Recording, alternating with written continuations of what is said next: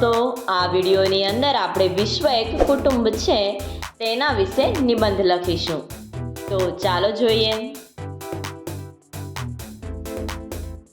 ભારતીય સંસ્કૃતિ વિશાળ દ્રષ્ટિ ધરાવે છે. વેદકાળથી જ તેના રગેરગમાં વિશ્વને એક કુટુંબ માનવાની ભાવના વહેતી રહી છે. સમગ્ર વિશ્વનો સર્જનહાર ઈશ્વર છે.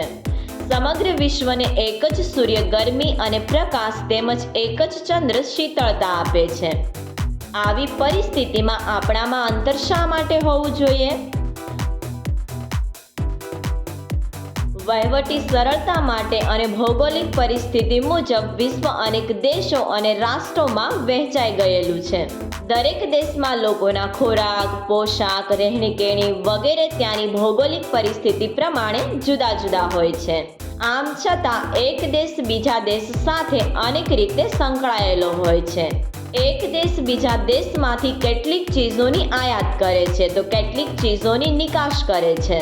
વૈજ્ઞાનિક શોધખોળોએ સમગ્ર વિશ્વને એક છત્ર નીચે લાવી દીધું છે. વિશ્વના દેશો વચ્ચેનું અંતર ઘટાડી દીધું છે. વિમાની સેવાઓ દ્વારા એકબીજા દેશોમાં ઝડપથી પહોંચી શકાય છે. ટેલિફોન, ફેક્સ અને ઇન્ટરનેટ દ્વારા સંદેશા ગમે તે દેશમાં અતિ ઝડપી મોકલી શકાય છે. આ રીતે દેશો વચ્ચે અનેક પ્રકારની માહિતીની આપ-લે થઈ શકે છે.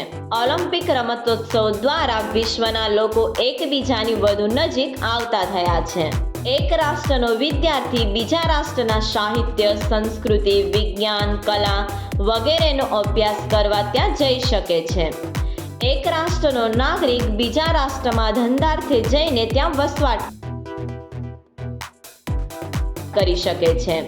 રેડક્રોસ જેવી સંસ્થાઓ તેમજ રાષ્ટ્રો વિશ્વના કોઈ પણ દેશમાં ધરતીકંપ, સુનામી, વાવાઝોડું, પૂર જેવી આપત્તિ કાળે મદદ કરવા દોડી જાય છે. આમ છતાં સંકુચિત માનસ ધરાવતા સ્વાર્થી રાજકારણીઓ ધર્મ, ભાષા, કોમ, જાતિ, પ્રદેશ વગેરેના નામે લોકોને ઉશ્કેરે છે. તેના પરિણામે રાષ્ટ્રો કે રાજ્યો વચ્ચે ઝઘડા થાય છે. ક્યારેક તે વિશ્વયુદ્ધમાં પરિણમે છે. પરિણામે લાખો લોકોના મૃત્યુ થાય છે. કરોડોની મિલકત નષ્ટ પામે છે. અનેક લોકો નિરાધાર બને છે.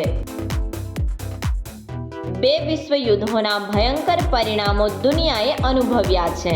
તેમાંથી જ શાંતિ અને સલામતીની સ્થાપના માટે તેમજ પરસ્પર સહયોગ કેળવવા માટે યુનોની સ્થાપના થઈ છે. તેમાં પરસ્પરના પ્રશ્નોનું વાટાઘાટો દ્વારા નિરાકરણ લાવવાનો પ્રયત્ન થાય છે. આમ છતાં આજે પણ આતંકવાદ સમગ્ર વિશ્વમાં અસ્થિરતા સર્જી રહ્યો છે. આપણે વિશાળ દ્રષ્ટિ કેળવીએ, હૃદય વચ્ચેનું અંતર ઘટાડીએ.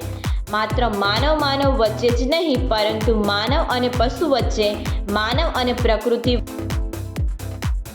વચ્ચે પણ આત્મીયતા કેળવીએ. જીવો અને જીવવા દોનો સિદ્ધાંત અપનાવીએ. આપણે આ સૂત્રને સાકાર કરીએ. વિશ્વમ ભવત્યેક નિડમ. વિશ્વ એક માળો છે અને આપણે સૌ એક માળાના પંખીઓ છીએ. સબસ્ક્રાઇબ કરો અમારી ચેનલ ક્રેઝી કિડ્સ લર્નિંગ.